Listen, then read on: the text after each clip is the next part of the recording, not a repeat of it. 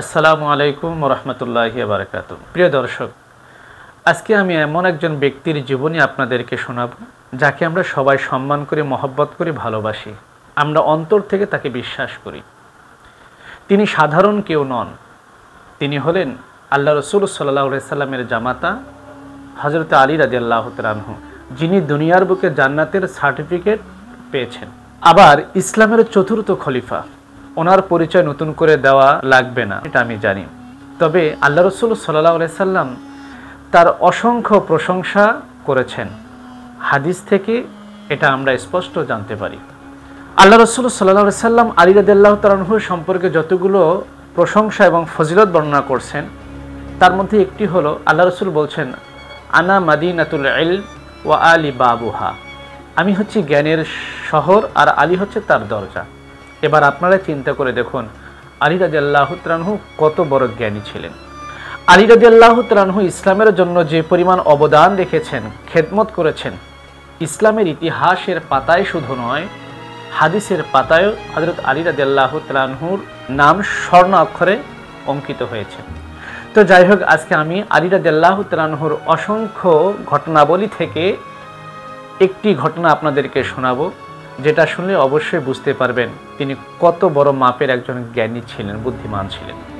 তাহলে চলুন শুরু করা যাক।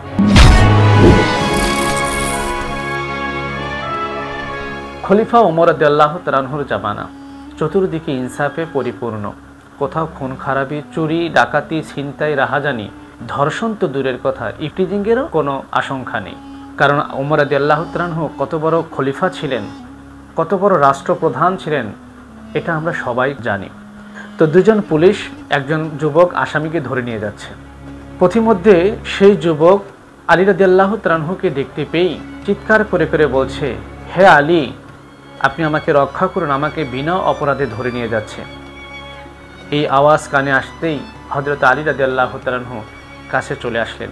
এসে জিজ্ঞেস করলেন কি হয়েছে। সে আসামি যুবক বলতেছে, হুজুর, আমাকে বিনা অপরাধে মৃত্যুদণ্ডের আদেশ দেওয়া হয়েছে। তখন আলী রাদিয়াল্লাহু তাআলা আনহু জিজ্ঞেস করলেন, কি ব্যাপার, এই যুবকের অপরাধ কি? পুলিশ সদস্য বলছে, হুজুর, এই ছেলে তার মালিককে হত্যা করেছে। আর আপনি তো জানেন আল্লাহ পাক রব্বুল আলামিন হত্যার বদলে হত্যা অর্থাৎ কিসাসের আদেশ দিয়েছেন। ওমর রাদিয়াল্লাহু তাআলা আনহু আদেশ করেছেন একে তার মালিককে হত্যা করার বদলে তাকে হত্যা করা হবে। আলী রাদিয়াল্লাহু তাআলা আনহু তাকে জিজ্ঞেস করলেন, হে যুবক, তুমি কি সত্যি তোমার মালিককে হত্যা করেছো? তখন সেই যুবক বলতেছে, জি হুজুর, আমি আমার মালিককে হত্যা করেছি। তখন আলী রাদিয়াল্লাহু তাআলা আনহু বললেন, তুমি যেহেতু তোমার মালিককে হত্যা করেছো, তাহলে অবশ্যই এর বদলাস্বরূপ তোমাকে হত্যা করতে হবে, এটা ইসলামের বিধান। তখন সেই যুবক বলতেছে, হুজুর, আমি আমার মালিককে ইচ্ছা করে হত্যা করিনি। বলছে, কেন? তুমি তাকে কেন হত্যা করেছো? বলতেছে, হুজুর, আমার মালিক আমার সাথে অপকর্ম করতে চেয়েছিল, আমার ইজ্জতের উপর হামলা করেছে, আমার ইজ্জত নষ্ট করার জন্য সে কুনজর দিয়েছে, যার কারণে আমি আমার ইজ্জতকে রক্ষা করার জন্য আমি আমার মালিককে হত্যা করেছি। আর আল্লাহ রাসূল সাল্লাল্লাহু আলাইহি ওয়াসাল্লাম বলেছেন, কেউ যদি কারো ইজ্জত রক্ষা করার জন্য কাউকে হত্যা করে, তাহলে সেটা বৈধ হবে, জায়েজ হবে। যার কারণে আলী রাদিয়াল্লাহু তাআলা আনহু যখন এই কথা শুনলেন, তখন আলী রাদিয়াল্লাহু তাআলা আনহু বলতেছেন, ঠিকই তো, তাকে তো হত্যা করা জায়েজ হবে না, বৈধ হবে না। তখন পুলিশ বাহিনী বলছে, হুজুর, তার মালিক যে তার সাথে অপকর্ম করতে চেয়েছিল, খারাপ কাজ করতে চেয়েছিল, তার তো কোনো প্রমাণ নেই, কারণ সে তো মারা গেছে। তখন আলী রাদিয়াল্লাহু তাআলা আনহু আসামিকে সাথে নিয়ে ওমর রাদিয়াল্লাহু তাআলা আনহুর দরবারে চলে গেলেন। গিয়ে বলতেছেন, আমিরুল মুমিনিন, আমি এই হত্যাকাণ্ডের তদন্ত করতে চাই। তখন ওমর রাদিয়াল্লাহু তাআলা আনহু বলতেছেন, ঠিক আছে, আপনি এটার তদন্ত করতে পারেন। হযরত আলী রাদিয়াল্লাহু তাআলা আনহু তদন্ত করার জন্য প্রথমে যুবককে বললেন, তুমি যে তোমার মালিককে হত্যা করে মাটি দিয়েছো, কোথায় দাফন করা হয়েছে? কবরের কাছে নিয়ে যাওয়া হলো। আলী রাদিয়াল্লাহু তাআলা আনহু হুকুম করলেন, এই কবর খুঁড়ে লাশটা বের করো। হযরত আলী রাদিয়াল্লাহু তাআলা আনহু হুকুম পাওয়ার সাথে সাথেই কবর খোঁড়া হলো। কিন্তু আশ্চর্যের ব্যাপার হলো, কবর খুঁড়ে দেখে কবরের মধ্যে কোনো লাশ নেই।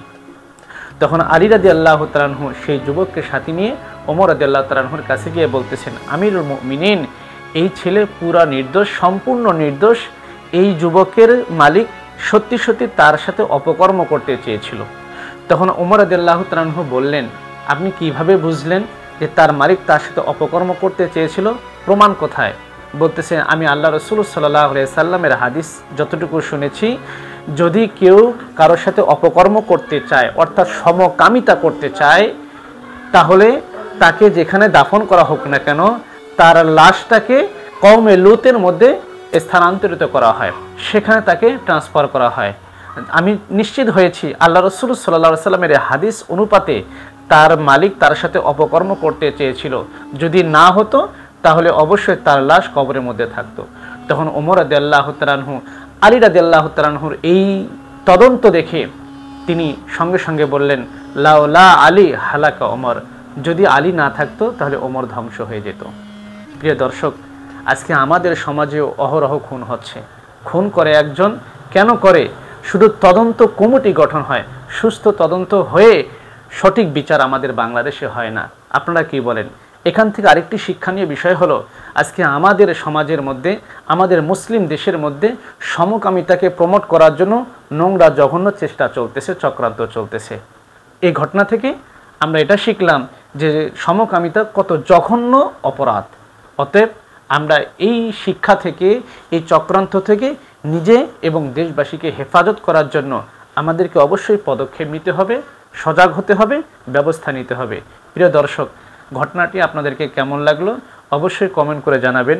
আর এরকম চমৎকার চমৎকার ঘটনা নিয়ে, সাহাবা ইকরাম, নবীদের জীবনী এবং ওলি আল্লাহদের জীবনী নিয়ে মাঝে মাঝে আপনাদের সামনে আসব। আল্লাহ পাক আমাদের সবাইকে তৌফিক দান করুক, আমাকে দ্বীনের খেদমত করার জন্য তৌফিক দান করুক। আল্লাহ হাফেজ।